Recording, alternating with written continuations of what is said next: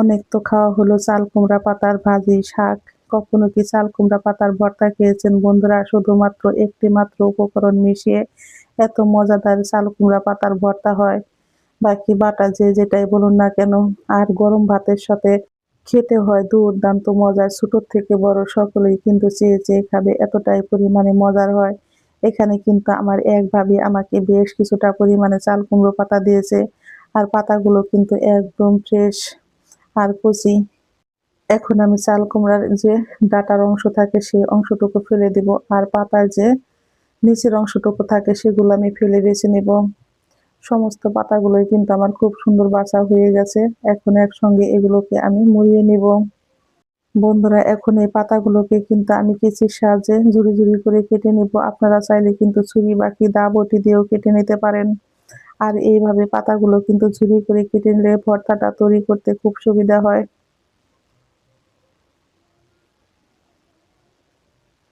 এই পর্যায়ে আমার ভর্তার রেসিপি যদি ভালো লেগে থাকে অবশ্যই একটা লাইক, কমেন্ট, শেয়ার করবেন। নতুন বন্ধু হলে এই চ্যানেলটিকে একটা সাবস্ক্রাইব করবেন। দেখতেই পাচ্ছেন বন্ধুরা, আমি কিন্তু সমস্ত পাতাগুলো এরকম ভাবে ঝুড়ি করে কেটে নিয়েছি।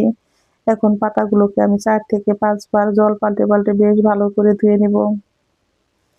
চলে যাব চুলায়, কড়াইতে দিয়ে দেব অল্প পরিমাণে সর্ষের তেল। তেলটা গরম হয়ে গেছে, এখন এর মধ্যে দিয়ে দেব আমি রসুন আর কাঁচা লঙ্কা।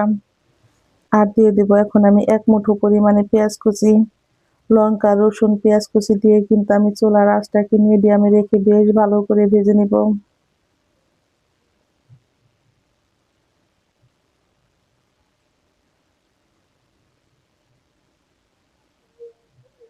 পেঁয়াজ আর রসুনটাকে কিন্তু খুব ভালো করে আমি বাদামি কালার করে ভেজে নিয়েছি। এখন আমি চুলাই থেকে নামিয়ে নিব। পেঁয়াজ রসুন ভাজি তেলের মধ্যে আমি দিয়ে দেব সেই কেটে ধুয়ে রাখা চাল কুমড়ো পাতাগুলো। এখন এর মধ্যে দিয়ে দেব অল্প পরিমাণে একটু লবণ, আর দিয়ে দেব আমি বেশ কিছুটা পরিমাণে কাঁচামরিচ আর রসুন।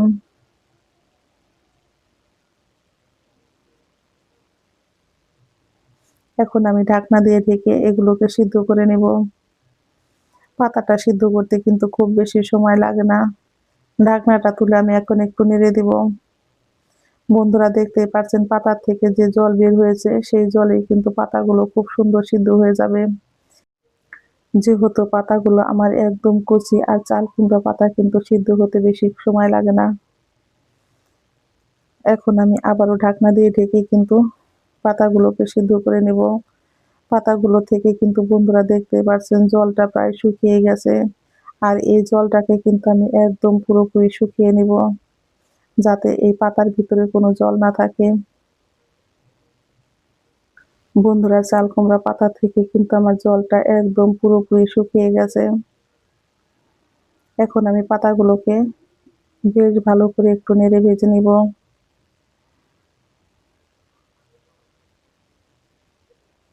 বন্ধুরা, দেখতেই পাচ্ছেন পাতাগুলো কিন্তু নাড়ার সঙ্গে সঙ্গে একদম নরম হয়ে যাচ্ছে। আপনারা চাইলে কিন্তু এটা হাতে মেখেও ভর্তা তৈরি করে নিতে পারেন খুব সহজেই।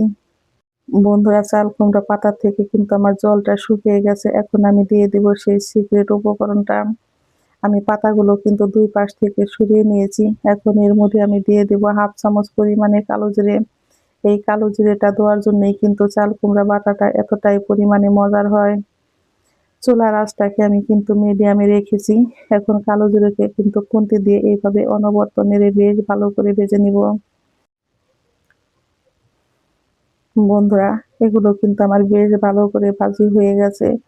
একদম জলটাও শুকিয়ে গেছে। এখন আমি চুলাই থেকে নামিয়ে নিব। এখানে নিয়েছি কিন্তু আমি একটা শিলপাটা। আমি কিন্তু শিলপাটায় এই ভর্তাগুলো বন্ধুরা তৈরি করে নিব। কারণ শিলপাটায় বাটা ভর্তা কিন্তু খেতে একটু বেশি মজার হয়। যারা শিলপাটায় বাটতে পছন্দ করেন না বা কি কষ্ট লাগে তারা কিন্তু ব্লেন্ডারও ব্লেন্ড করে নিতে পারেন। তাতে বন্ধুরা কোনো অসুবিধা নেই। আমি কিন্তু পাতাগুলোকে এইভাবে বেশ মিহি করে বেটে নিয়েছি। এখন আমি দিয়ে দেব সেই ভেজে রাখা পেঁয়াজ, রসুন আর লঙ্কা। এগুলো দিয়েও কিন্তু আমি একটু হাত ভাঙা করে বেটে নিয়েছি। ঝটপট তৈরি হয়ে গেল আমার চাল কুমড়া বাটা, বাকি চাল কুমড়া পাতার ভর্তা। ভালো লেগে থাকলে বন্ধুরা অবশ্যই একটা লাইক, কমেন্ট, শেয়ার করবেন। নতুন বন্ধু হলে এই চ্যানেলটিকে একটা সাবস্ক্রাইব করবেন। আমার নতুন এবং পুরাতন সকল বন্ধুদের জানাই আমি অসংখ্য ধন্যবাদ। ঝটপট তৈরি হয়ে গেল আমার এই চাল কুমড়া পাতার ভর্তা। খেতেও হয় কিন্তু বন্ধুরা দুর্দান্ত মজার।